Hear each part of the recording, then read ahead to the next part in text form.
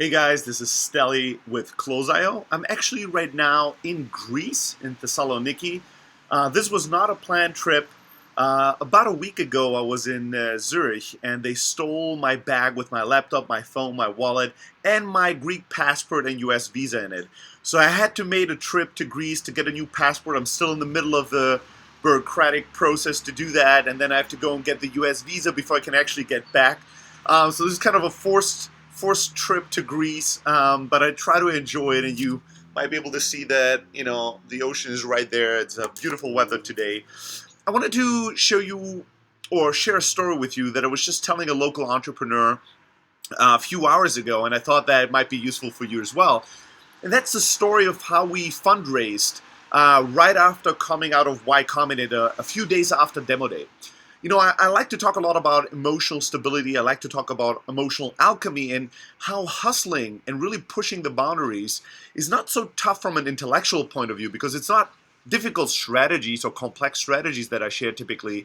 But what's really hard about hustling and sales and pushing the boundaries of what's possible and not is really managing your own emotions, your own fears, your shame, your hesitations. That's really what stops great entrepreneurs from taking the risks that they have to take.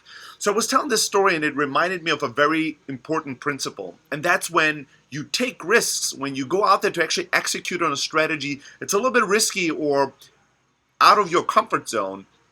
You need to be able to stand your ground because the universe will test you. The market will test you. The very first one or two or three times that you go out to try something really risky, you might get really negative responses and you can change your mind immediately after that. So for instance, if you double your price or if you put up a much higher pricing that you wanted for your product and you go out there and you test that in the market, I guarantee you the very first few customers you're trying this new pricing with will tell you you're crazy, right? Similar, the story that I share about fundraising. So what we did coming out of YC is we got like 30, 40 people, investors that sent us an email and said that they wanted to meet with us. We knew that it was really important for us not to waste too much time meeting with all these people that were kind of lukewarm on the deal. So we put a really high emphasis on being a bit aggressive on our fundraising, not so much to optimize necessarily on the terms, but really to optimize on the timeline.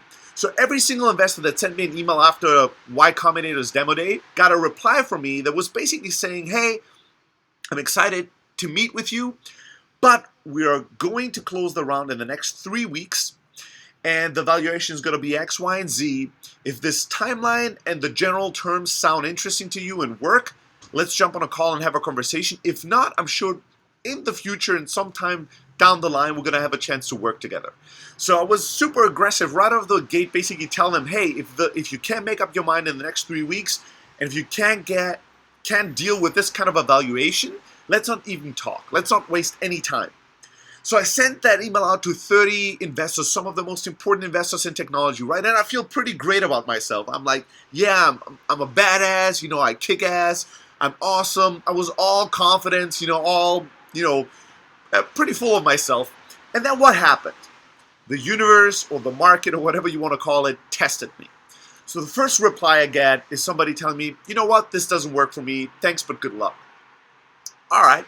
The second email I get is somebody saying, you know what, this is a bit too aggressive for me on the timeline. I won't be able to make that happen. Thanks, but good luck.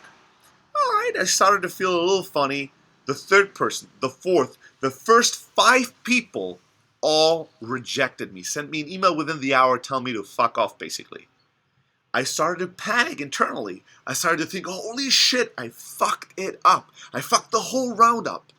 Shit, I had this once-in-a-lifetime opportunity going through Y Combinator, giving a presentation at Demo Day, getting all this inbound interest from investors, and I screwed it up. I fucked up because I was too aggressive, too cocky, too full of myself. So I panicked internally, emotionally, but here's one important thing.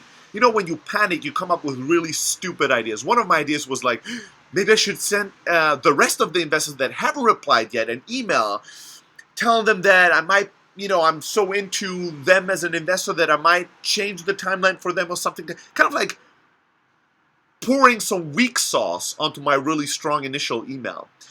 And then I stopped myself and told myself to shut the fuck up, take a deep breath, and wait for the next 5.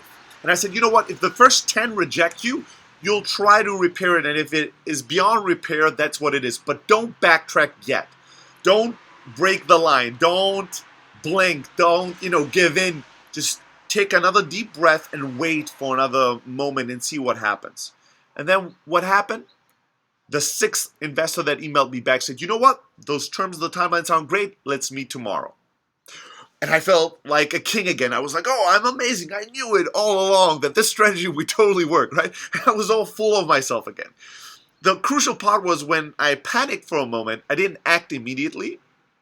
And when I panicked for a moment, I didn't start creating panic in my team. So I didn't call my co-founders to create panic with them.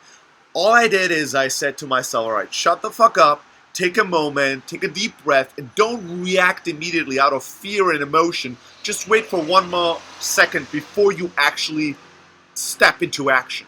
And what happened then? My strategy actually worked out this time. Not to say that it would always work like that, but the 6 and 7 investors said, yes, these guys invested, then they brought in more investors, and we raised around within 3 or 4 weeks from some amazing investors at really great terms, and the fundraising experience was amazing, right? And it was very aggressive. This doesn't work for everybody, but it doesn't matter if you're raising money and you go a little aggressive, or if you're just going out there to find your first customers and you put the pricing at a point. I always tell people multiply the price you want to charge customers for by 2, just to be safe, because we all lack confidence when we first go out in the market, and we typically underprice. Whatever it is, whenever you do something that's outside your comfort zone and makes you a little afraid and fearful, and you go out there and put yourself out there, don't react immediately if the first reaction you're getting is negative.